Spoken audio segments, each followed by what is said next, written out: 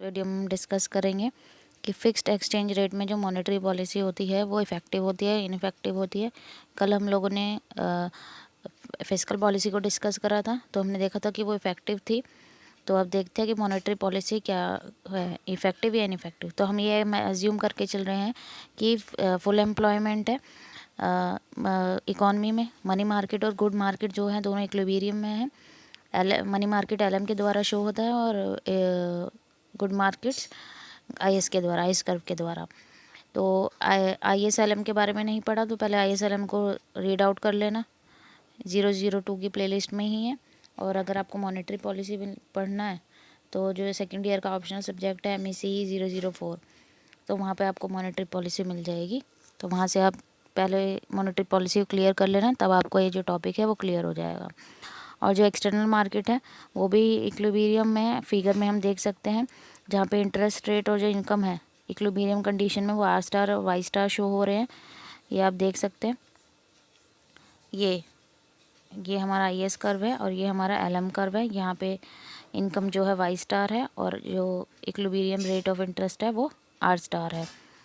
If there is an expansionary monetary policy, तो अगर जो गवर्नमेंट है एक्सपेंशनरी मॉनेटरी पॉलिसी का इस्तेमाल करती है तो उससे मनी सप्लाई इंक्रीज़ होगी, जिसकी वजह से जो LM कर्व है वो शिफ्ट हो जाएगा, राइटवर्ड शिफ्ट हो जाएगा। पहले ये था LM कर्व, अब कहाँ हो जाएगा शिफ्ट, राइटवर्ड शिफ्ट हो जाएगा LM1 which reduce rate of interest. जिससे क्या हो गया, आप देख सकते हैं जो रेट ऑफ इंटरेस्ट है वो रिड्यूस होगा, क्योंकि अब IS कर्व कहाँ है, यहाँ पे IS और LM कहाँ इंटरसेक्ट कर रहे हैं, इस पॉइंट पे इंटरसेक्ट कर रहे हैं। तो जहाँ IS LM कर्व इंटरसेक्ट करते हैं वहाँ हमारा इंटरेस्ट रेट होता है, रेट ऑफ इंटरेस्ट होता है।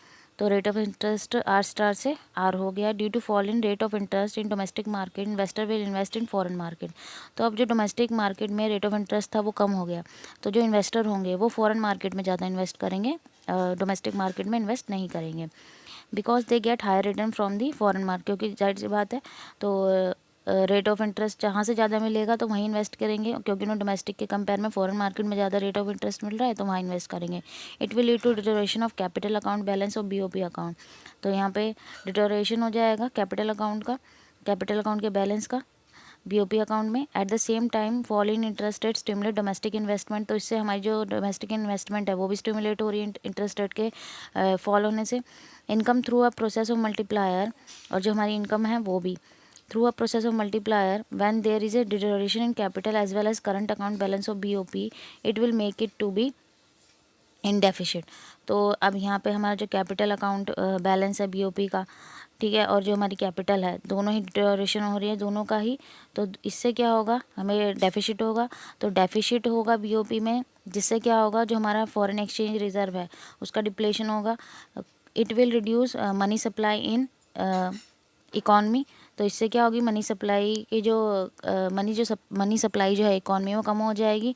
और LM कर्व दोबारा से कहाँ शिफ्ट हो जाएगा, वहीं शिफ्ट हो जाएगा जहाँ पे वो पहले था, क्योंकि मनी की सप्लाई कम हो गई है। LM का मनी सप्लाई से एक्सपेंशन ही मॉनेटरी पॉलिसी का इस्तेमाल करा था, मनी सप्लाई इंक्रीज हुई तो राइटवर्ड शिफ्ट हुआ। मनी सप्लाई क्या हो गई है, कम हो गई है, जिससे वो कहाँ, जहाँ पे था पहले जिस पोजीशन पे था उसी पोजीशन पे क्या हो जाएगा, बैक कर जाएगा। तो यहाँ पे हम देख सकते हैं कि जो मॉनेटरी पॉलिसी है वो क्या है, इनइफेक्टिव है, क्योंकि उसी पॉइंट पे हम वापस आ गए हैं। कहाँ पे, Y* पे हम कहाँ आ गए हैं, वापस आ गए हैं। तो यहाँ पे हम देख सकते हैं कि IS कर्व तो वहीं है, ठीक है, वो वहीं पे क्या आ जाएगा, वहीं पे बैक कर जाएगा। मनी सप्लाई की कमी होने से LM का वहीं शिफ्ट हो जाएगा। तो फिक्स्ड एक्सचेंज रेट के रेट में जो मॉनेटरी पॉलिसी है वो इनइफेक्टिव होती है।